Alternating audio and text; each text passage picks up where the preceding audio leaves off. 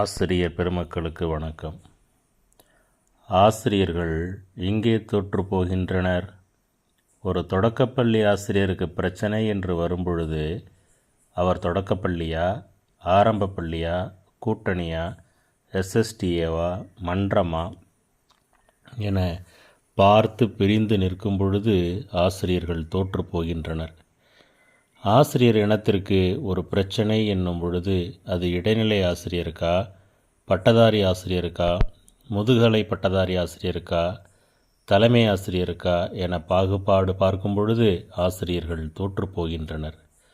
ஒரு ஆசிரியர் தவறு செய்தால் அவரை கண்டிப்பதையோ தண்டிப்பதையோ தடுக்க சங்கம் என்ற போர்வையிலே முன்னே ஒரு சங்கம் வரும்பொழுது ஆசிரியர்கள் தோற்று போகின்றனர்.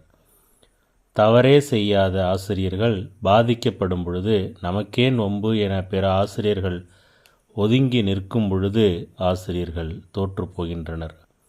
ஏதோ ஒரு சங்கத்திலே இணைந்துவிட்டால் அவர்கள் தவறு செய்யும் பொழுதும் குரல் எழுப்பாமல் எப்பொழுதும் அமைதியாய் இருக்க தொடங்கினார்களோ அன்றே ஆசிரியர்கள் தோற்க தொடங்கிவிட்டனர். ஏதோ ஒரு மூலையில் புயலோ பூகம்பமோ என்றால் துடிக்கும் ஆசிரியர்கள் ஏதோ ஒரு பள்ளியில் ஒரு ஆசிரியருக்கு பிரச்சனை என்றால் மட்டும் அமைதியாக இருக்கும்போது தோற்கத் தொடங்குகின்றனர்.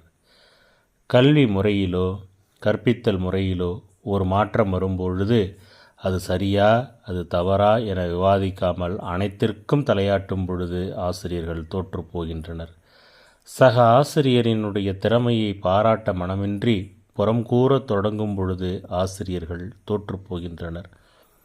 எல்கேஜி யூகேஜிக்கு பல்லாயிரம் இடைநிலை ஆசிரியர்களை தரம் இறக்கிய போது லட்சம் ஆசிரியர்கள் வேடிக்கை பார்த்த பொழுதே ஆசிரியர்கள் தோற்க தொடங்கிவிட்டனர். ஒரே பணி நிலையிலே வேலை பார்க்கும் சக ஆசிரியர்களுக்கு சம வேலைக்கு சம ஊதியம் கொடுக்காமல் குறைத்து கொடுக்கும் பொழுது உரத்த குரல் கொடுக்காமல் வேடிக்கை பார்த்த பொழுதே ஆசிரியர்கள் தோற்க தொடங்கிவிட்டனர். ஆசிரியர்கள் தங்களுடைய அளப்பரிய பணிக்கான பாராட்டு மேடைகளிலும் ஊடகங்களிலும் என நம்பி எப்பொழுது அவற்றை தேடத் தொடங்கினார்களோ அப்பொழுதே தோற்கவும் தொடங்கிவிட்டனர்.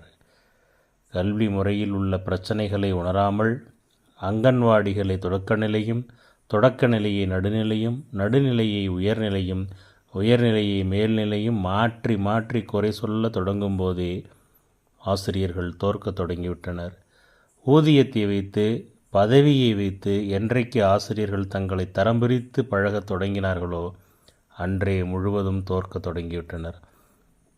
மாணவர்களிடம் குடிக்காதே என சொல்லும் ஆசிரியர்கள் அரசிடம் ஏன் சாராய கடைகள் என கேட்க முடியவில்லை.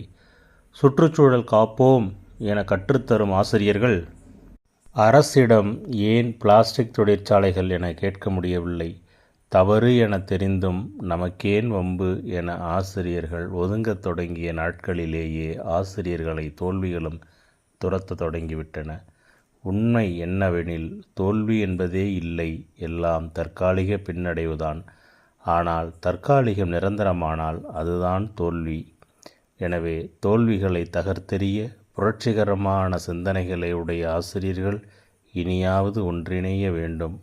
நன்றி, வணக்கம், வாழ்க வளமுடன்.